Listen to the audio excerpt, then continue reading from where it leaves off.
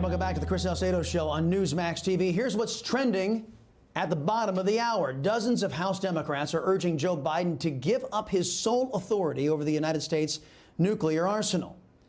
The request was initiated by California Congressman Jimmy Panetta earlier this week, calling on Biden to install checks and balances on nuclear commands. In a tweet, Panetta wrote that past presidents have exhibited concerning behavior that casts their doubt on their judgment. Democrats are suggesting alternatives to the president's sole authority.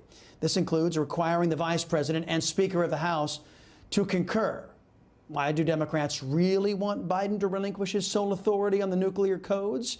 We'll discuss that in greater detail a little bit later on with political analyst Dick Morris. Meanwhile, North Korea apparently developed their nuclear missile programs last year, violating international sanctions. What else is new?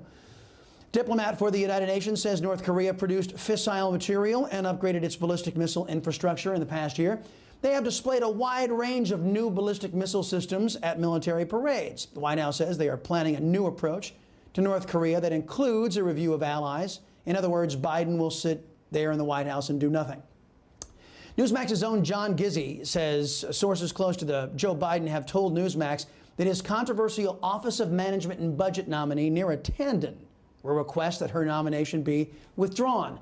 None of the 50 Senate Republicans are voicing support for Tanden, and Democrat Senator Joe Manchin also announced he is a no vote on her. White House Press Secretary Jen Psaki said again today that administration officials continue to make calls to find a path forward for Tanden's confirmation.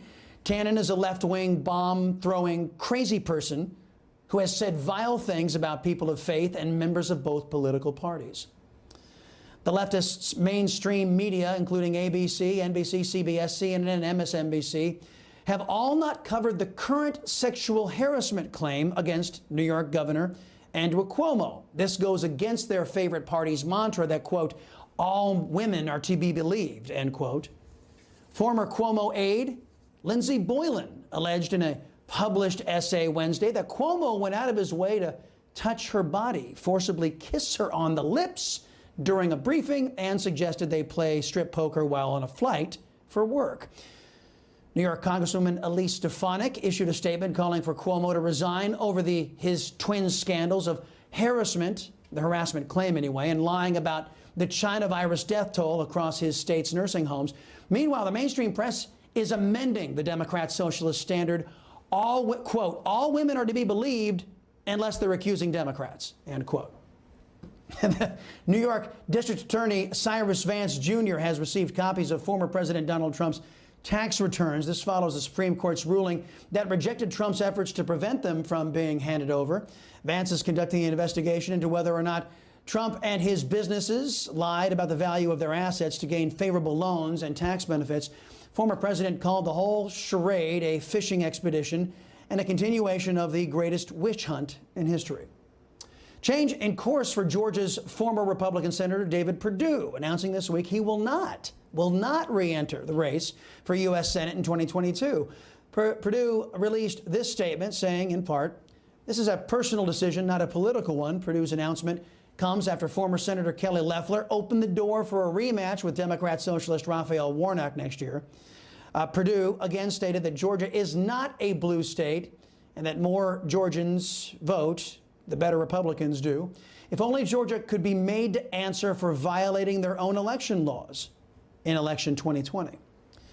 New Mexico's Democrat Socialist governor is being heavily criticized over her office's recent spending from a taxpayer-supported expense fund.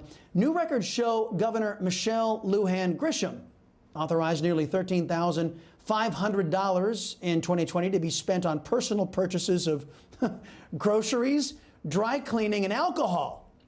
These purchases were made for Grisham's large in-person staff meeting that she hosted at the governor's mansion. And this all came while she repeatedly urged New Mexico residents not to have big gatherings in their home during the ongoing China virus pandemic. Despite the backlash, Grisham is continuing to work and says she's taking the citizens' hardship seriously. That's what all the booze was for, I guess. I like Joe Biden, but the agenda is AOC, Pelosi, Schumer and Bernie Sanders. So, no, I don't think Joe Biden's in charge. Yikes. Senator Lindsey Graham speaking with our very own Greg Kelly last night. Senator Graham seems to think the radical leftists are the ones pulling Mr. Biden's puppet strings. Joining us now to discuss this, the latest surrounding the Biden administration, is former advisor to both President Clinton and President Trump, and the host of Dick Morris Democracy right here on Newsmax TV. Dick Morris, glad to see you, sir. As always, welcome back to the program. You heard Senator Graham there, his comments that Biden is not in charge of what's going on in his own administration. What do you think of his comments? Well, there's a tape circulating around that I hope you're going to play of Biden speaking, where he literally has a brain freeze. He literally can't finish his sentence, and then he spews gobbledygook for a few seconds after that. The speech which he gave before the Munich Economic Summit is downright embarrassing. And 30 House Democrats, that's 30 House Democrats, not Republicans, have sent a letter to Biden asking him to recuse himself from having the sole authority over nuclear weapons. That is the first time in 61 years of America being a nuclear power that anybody has suggested such a thing to a president. And I believe that it's very significant. I think it relates to his growing dementia. And I also think that this may be preparatory down the road, another year or two, to invoking the 25th Amendment to make Harris president. There are some other signs that point to that. Yeah, I've been of the mind that there are other people writing his executive orders, and the only decision that Mr. Biden is making in the White House is which crayon he's going to use, what color crayon he's going to use to sign those executive orders. I'm going to play that soundbite here in a minute, but can I offer an alternative to you, Mr. Morris, and get you to weigh on this? Maybe those Democrats want to make sure that if communist China does a preemptive attack, that America won't be able to readily respond. Thus, that's why they want to put in a whole bunch of bureaucratic stops to make sure that America can't respond. What say you? I don't believe that. I think these men are patriots, and they wouldn't want America to be wiped out. But listen, look at the evidence. The 25th Amendment provides that only the vice president can initiate this proceeding to strip the president of office and turn it over to the VP. But she needs the approval of a majority of the cabinet and 2/3 of the Congress. But the Speaker and the Congress can pass a law designating a body other than the cabinet to make that decision. And Pelosi introduced just such a bill in the last days of the Biden presidency to set up such a committee. It hasn't passed yet, but it's pending. The Trump presidency, yeah. And when you... Yeah, no, I remember that. Yeah, she put that in the final days of Trump. Well, let me play this soundbite, so I want to get you to comment on this. This is Mr. Biden, and just watch this, folks, and you guys be the judge at home, and we'll get Mr. Morris to comment on it. The only way to spare more pain and more loss, the only way, these millstones no longer mark our national mourning. These milestones, I should say, no longer mark our national mourning. Mr. Morris, we've seen. We saw that throughout the entire campaign. ABC, NBC, CBS, never as graphic New York as Times, this. and the Washington Post. Yeah, they did their best to hide all of that. So this is just more of the same as far as I'm concerned. But you think it's indicative? Oh my God, nothing as drastic as this. I watched all those clips. This is a absolute brain freeze followed by gibberish.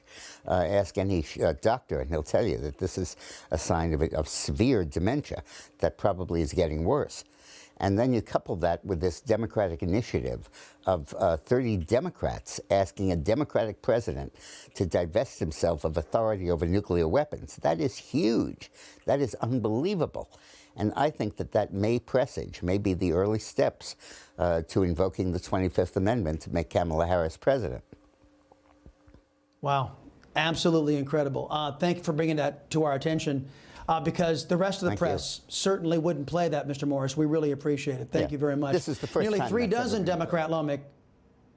Yes, thank you, sir.